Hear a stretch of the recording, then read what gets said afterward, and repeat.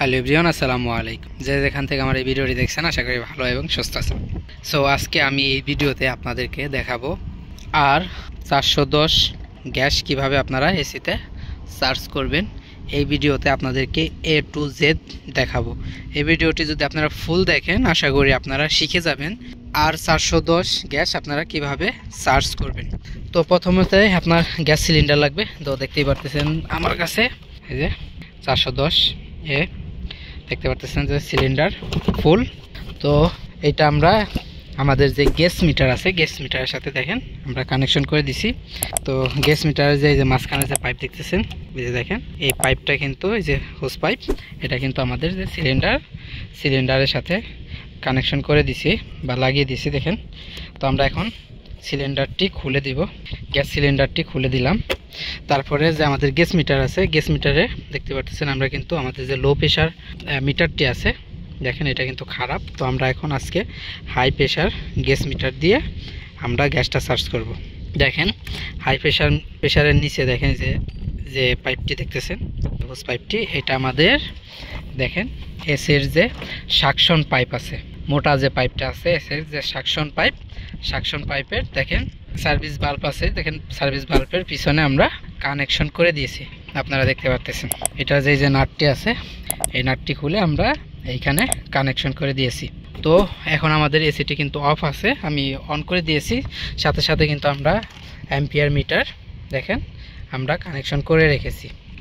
তো আমাদের সিলিন্ডারটি খোলা হয়ে গেছে। তো প্রথমে যে আমাদের এসির যে পাইপটি আছে হোস পাইপ, এখানে বা এই পাইপে যতটুক হাওয়া আছে আমি হাওয়াটা প্রথমে বের করে দিব। আর আপনারা যখন 410 গ্যাস সার্চ করবেন আপনারা চেষ্টা করবেন সবসময় লিকুইড সার্চ করার। দেখেন এই যে আমি খোলার সাথে সাথে আপনারা যে লিকুইড বের হচ্ছে। তো পাইপে যতটুক হাওয়া ছিল এটা বের হয়ে গেল। তো আমাদের এসিটাও কিন্তু অন হয়ে গেছে। প্রথমে আপনাদের এসিটি অফ অবস্থায় আপনারা 40% বা 30% গ্যাস সার্চ করে নেবেন আপনাদের এসিতে। আপনাদের এসি যখন অফ থাকবে অফ অবস্থাতে আপনারা 30% বা 40% গ্যাস সার্চ করে নেবেন।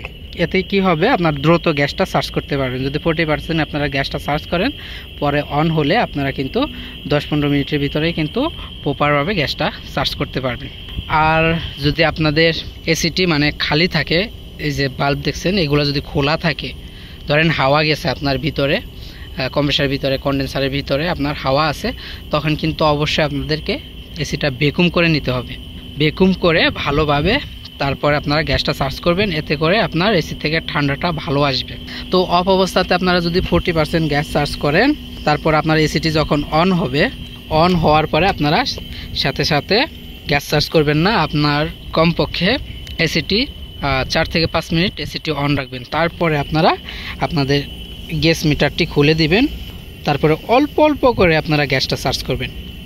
আপনারা তাড়াহুড়া করে গ্যাস সার্চ করবেন না। অনেক সময় কি হয়, আপনার তাড়াহুড়া করে গ্যাস সার্চ করলে আপনারা জেনে থাকবেন যে এই যে সাকশনের যে পাইপটি আছে এটাতে কিন্তু আপনার ভেপার গ্যাসটা এখান দিয়ে লিকুইড হয়ে যায়, তারপরে ইনডোর হয়ে তারপরে এখানে যখন আসে কম্প্রেসারে তখন কিন্তু এটা ভেপার হয়ে আসে। তো আমরা তো এখন গ্যাসটা সার্চ করতেছি লিকুইড। যদি আপনারা বেশি তাড়াহুড়া করে গ্যাস সার্চ করেন বা যদি গ্যাস মিটারের এটা যদি আপনারা বেশি খুলে দেন তখন কি হবে, আপনার এখানে কিন্তু লিকুইডটা ডাইরেক্ট কম্প্রেসারে প্রবেশ করবে। কোনো কারণে আপনার লিকুইড কম্প্রেসারের ভিতরে প্রবেশ করে সেক্ষেত্রে কিন্তু আপনার কম্প্রেসার সমস্যা দেখা দিবে। তখন যদি সমস্যা না হয় পরবর্তীতে বা সমস্যা হবে বা কম্প্রেসার থেকে অয়েলও বের হয়ে আসতে পারে দ্রুত গ্যাস সার্চ করার কারণে, বা সাউন্ড হতে পারে কম্প্রেসার থেকে। তো অবশ্যই আপনারা অল্প অল্প করে গ্যাস সার্চ করবেন।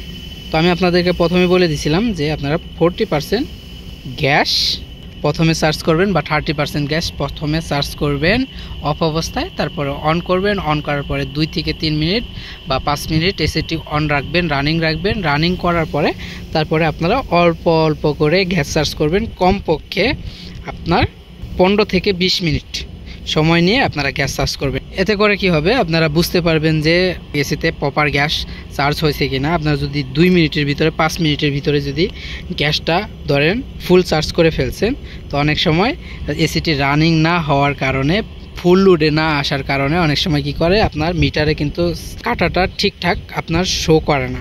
তো অনেক সময় যদি আপনারা খুব তাড়াতাড়ি করে গ্যাস চার্জ করেন, ধরেন আপনার 410-এর গ্যাসের প্রেশার রাখতে হয়, তো আপনারা জেনে থাকবেন 110-এর থেকে 120 বা 130 এর ভিতরে কিন্তু আপনার গ্যাসের প্রেশারটা রাখতে হয়। তো আপনারা ধরেন 120 প্রেশার 2 মিনিটের ভিতরে বা 5 মিনিটের ভিতরে 120 প্রেশার দিয়ে দিচ্ছেন, তখন পরবর্তীতে আপনার এসিটি যখন প্রপার রানিং চলে 15 মিনিট পর বা 10 মিনিট পরে, তখন কিন্তু আপনার গ্যাসের প্রেশারটা বেড়ে যায়।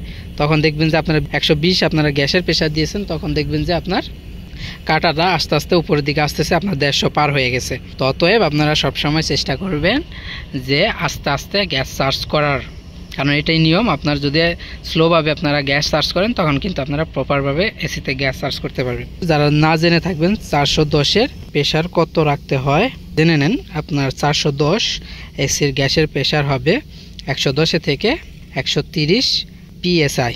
দেখেন এই যে আমাদের মিটারে PSI লেখা আছে, সব মিটারে আপনার লেখা থাকে 110 থেকে 120 বা 30 PSI আপনার গ্যাসের প্রেশার রাখতে হয় 410-এর। তো আমার এসিটি অফ হয়ে গেছে, আমি আপনাদেরকে ভিডিও করতেছিলাম দেখে গ্যাসটা চার্জ করতে পারিনি। তো আমি কিছুক্ষণ পরে আপনাদেরকে দেখাচ্ছি গ্যাস চার্জ করে আমার গ্যাসের প্রেশার কত আর আমার মিটারে কত অ্যাম্পিয়ার নিতেছে, এসিটি তো অ্যাম্পিয়ার নেবে বিস্তারিত আপনাদেরকে দেখাবো। আমি একটু এসিটা অন হোক, তারপর গ্যাসটা চার্জ করে আমি আপনাদেরকে দেখাচ্ছি। সো ভিউয়ার্স, আপনারা দেখতে পাচ্ছেন আমাদের গ্যাস চার্জ কিন্তু অলমোস্ট শেষের দিকে।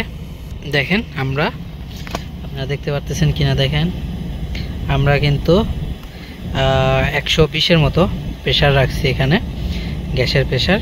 দেখেন এই যে 120-এর মতো প্রেশার দেখাচ্ছে। তো আমাদের এসিটি কিন্তু রানিং চলতেছে অনেকক্ষণ সময়। আমি আস্তে আস্তে গ্যাসটা চার্জ করছি, তো মাশাআল্লাহ এটা রিটার্নও কিন্তু পর্যাপ্ত পরিমাণ আসছে। তো আমাদের এসিটি অ্যাম্পিয়ার নিতেছে আপনার 6.5 6.5 কমতেছে বাড়তেছে। তো আমাদের এসিটি অ্যাম্পিয়ার নিবে হলো যখন ফুল লোডে থাকবে তখন 11.9। এর উপরে যদি যায় তখন কিন্তু যে কোনো প্রবলেম হবে, এসিতে প্রবলেম হওয়ার কারণে অ্যাম্পিয়ারটি বেশি দেখাবে। 11.9 এর নিচে মানে আপনার 10-এর নিচে থাকলে আপনার কম্প্রেসারটি প্রপারভাবে চলতেছে। তো এখন কিন্তু ঠান্ডার সময়, দেখেন আমি গ্যাস চার্জ করলাম, আমার অ্যাম্পিয়ার দেখাচ্ছে 6.5 7 এরকম অ্যাম্পিয়ার দেখাচ্ছে। তো এখন তো ঠান্ডার সময়, এর জন্য কিন্তু কম্প্রেসারটায় চাপ পড়তেছে না। যখন ফুল গরম আসবে, গরম আসলে কিন্তু আপনার যখন ফুল লোডে আপনার এসিটি চলবে তখন কিন্তু আমার অ্যাম্পিয়ারটা কিন্তু বাড়বে, তখন কিন্তু 8 বা 9 এর মাঝামাঝি থাকবে অ্যাম্পিয়ারটি। তো আমার গ্যাস চার্জ করা শেষ, তারপর আরেকটু গ্যাস চার্জ করব আমি।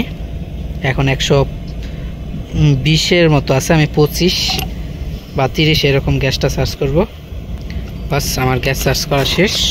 আর আপনারা 410 কিন্তু সবসময় আপনারা লিকুইডটা চার্জ করবেন। দেখেন আমি কিন্তু বোতলটা সিলিন্ডারটা কাট করে তারপরে গ্যাস চার্জ করছি, কারণ কি আপনার যদি আপনারা খাড়া করে গ্যাস চার্জ করেন, আপনারা জেনে থাকবেন কিন্তু 410 কিন্তু গ্যাসটা মিশ্রিত গ্যাস, আপনার 2টা গ্যাসের মিশ্রণ করে তারপরে এই গ্যাসটা বের করা হয়, বানানো হয়।